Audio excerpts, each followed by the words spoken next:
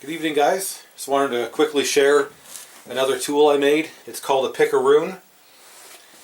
This tool is actually a back saver. It's meant for helping you pick up firewood instead of bending over. You can just stab it with the spike here. I know it looks like a weapon, but it's not. And I just wanted to quickly talk about how I built it. I started out with a big 4x3 piece of hardwood like this. I made a special jig for my skill saw and ripped it down into a nice 2x2 piece of wood. I then took my planer, planed off all the corners and made it into a cylinder. Once it was a nice cylinder shape, I put it onto my pole lathe and turned it, shaping it into a nice handle. I wanted to make sure that it was, I had a nice good grip.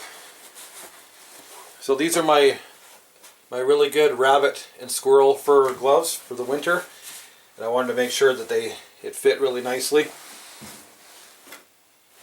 So once I got my handle shaped, you could see that I got a nice swell on the end so my hand doesn't slip off.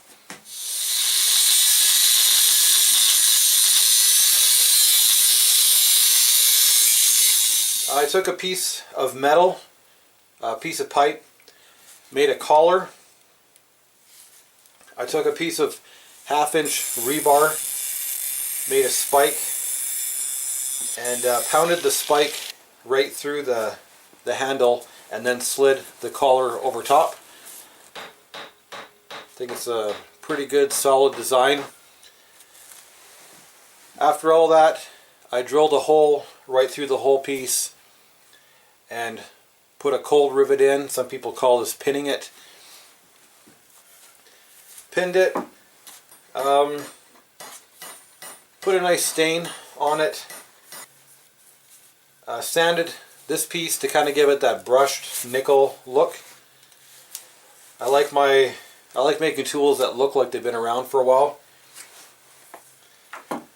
Did some sanding with my, before I stained it, my new drill powered sander.